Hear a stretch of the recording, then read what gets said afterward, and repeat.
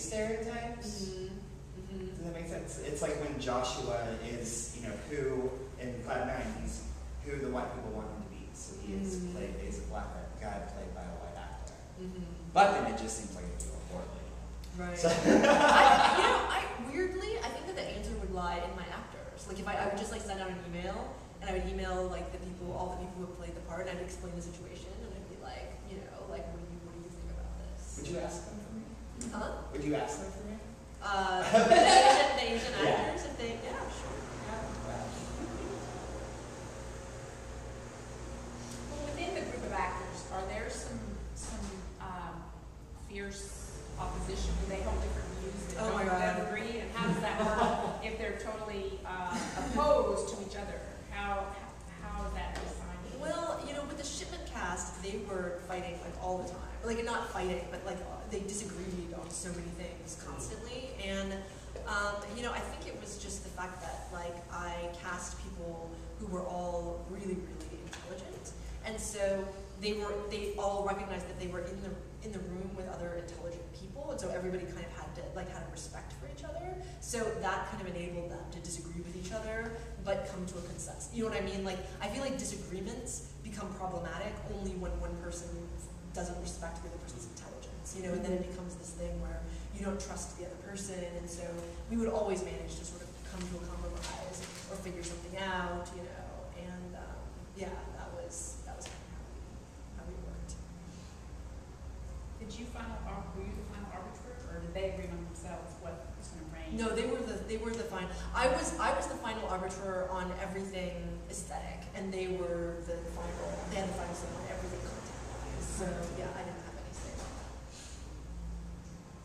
How did you come to this process of, okay, this is the last play in the world I want to write, and then there's a group of actors in a room? Like, how did that process come about? It came about because of the fact that when I first started making theater in New York, I came from a background of no training, so all I had was like these people who were in my community, and they were like these downtown theater artists who had been really inspired by they'd all like worked with the Worcester Group and Richard Foreman, and they were, I thought they were all really cool, and I was coming from academia, so they really seemed even more cool than they would have seemed otherwise, and I wanted to make work that was as good as theirs and as cool as theirs, and so I was writing these things that were just so terrible, because it's the worst.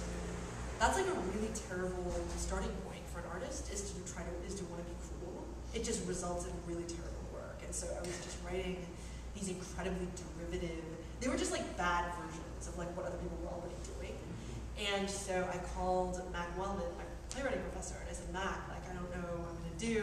I just keep writing these plays, and I'm trying so hard to write these great plays, and they're all coming out really terrible, like this really derivative. And he was like, well, if you're writing badly, why not just go all the way? And he was like, just really go for it. That seems to be your forte, is making bad art. So just really go with that. And he said, and I think you should just try to write the worst play you could think of. And so I thought about it. I was like, okay, well, what's the worst thing that I can think of? And in this sort of cool downtown setting, I thought, okay, the worst thing that I could think of is a period drama about the English romantic poets sitting around a cottage in England talking about life and art. That would pretty much be the last thing any of my friends would ever want to see, or that I would want to write. And so that became my first play, The Appeal. And that's how I started. And when did you start performing?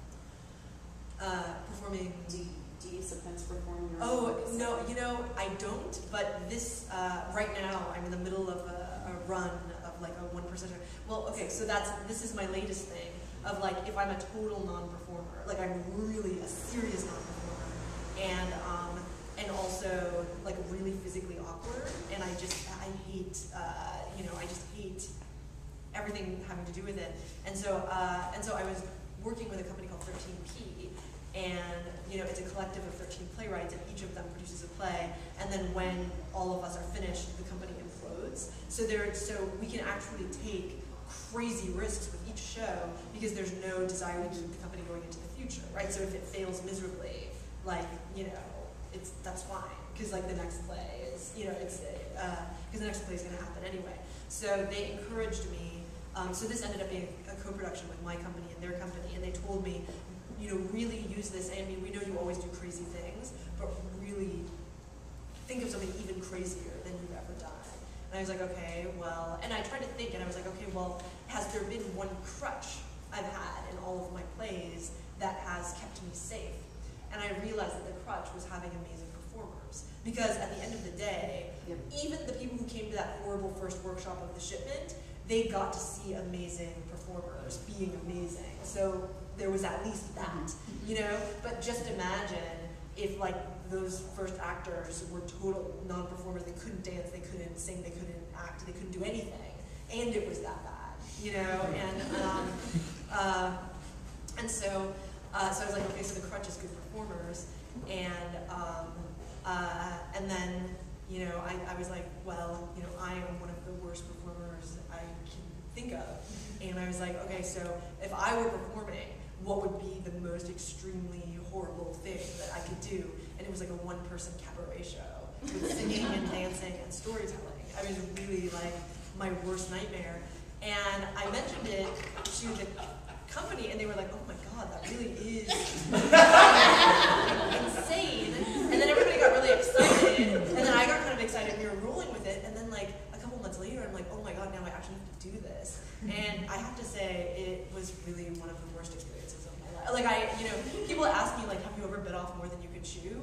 And usually the answer was, but this was the one show where I really came this close to like, just a month of public humiliation in front of people who paid $30, like plus a 2-drink minimum, to like come for the honor of seeing me really be terrible on stage. You know, but fortunately, like I had, you know, a great director, a great associate director, like an amazing team, like a really good band. Like we pulled it all together, and it ended up working out. Like I managed to find the thing that I could do on stage, you know. But it was really pretty terrible.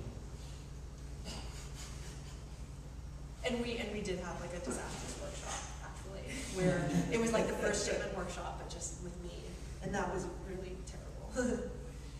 How did it get better? Huh? How did it get better? You know, it was just desperation. You know, like we just kept working.